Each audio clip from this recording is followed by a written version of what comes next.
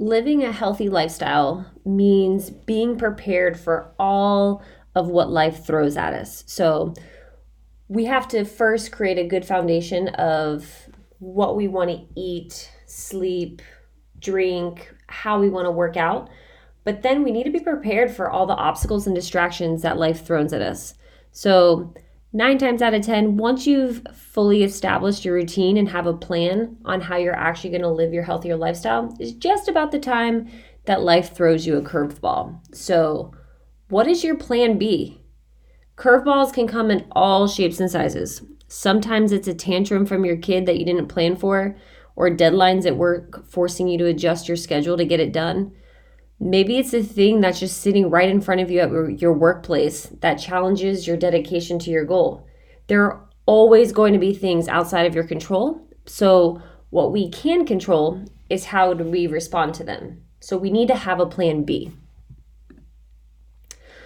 Although obstacles and distractions come in many forms, when you really sort through them, there tends to be two underlying themes that you can be prepared for that's going to help you be ready for action when life throws you a curveball.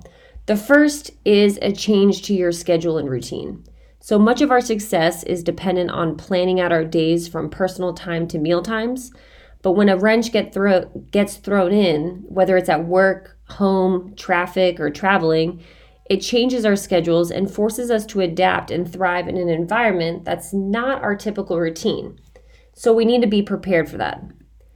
The second are distractions from your goals. When we're out of our element, feeling stressed or unsure, maybe even insecure about our goals, it makes it that much harder to stay on track. When we're stressing out about our work deadline, it's much easier to skip a meal, which then might lead you to make a more unhealthy decision when you do get hungry, than if you weren't stressing out about that deadline to begin with. Also, going out and being social, if you haven't shared your why with your social group, it's going to be that much harder to prioritize your food and drinking options when you do go out. So, having a plan for your distractions that life brings you is in a plan B is really going to help. So, how we do that is it really boils down to having an order of operations on how you make decisions moving forward. So, when life throws you a distraction or your schedule gets out of whack, it's really great to have a system of attack and know what your priorities are. So first is always going to be going back to your goal. What is your goal? And more importantly, why are you working so hard and focusing on that goal? It's one thing for you to be very sure and secure about, but it's a whole nother thing to share it. So especially when it comes to distractions from coworkers or friends, it's because they don't understand why you really want this. They might think it's just the diet of the week, but help them understand why, and they'll definitely support you in the process. The next priority is always going to be hydration. No matter what, set yourself up for success and have a bottle of water and make time to keep refilling it and make sure you're hydrated. It's going to make sure your thought processes are clear, you feel better, you feel more full, so that way we don't tend to crave the snacks and the treats. It's one of the most important pieces of the puzzle. The next is going to be eating versus skipping meals. No matter what scenario you're in, so if your schedule gets out of whack, if your normal routine gets thrown for a loop, or you get totally distracted by something you weren't planning on, make sure you eat something. So it's a great idea to have some healthy snacks at home, in your car, or at work to hold you over until you can follow through, or maybe even just get in a place where you can make a much better decision on what you are going to do as it relates to food. Great snacking options are going to be things that are whole foods. So fruits, bananas, nuts, seeds, berries. If it's not a whole food, then your next best option is going to be going 5 ingredients or less. So I have pictures of RX bars in the corner because they show right here there's 4 ingredients or 3 ingredients to each of them. But 5 ingredients or less will usually keep you on the right track. And then the last thing is going to be trying to balance protein and carbs. So instead of just having a banana, maybe try to have some banana and some nuts.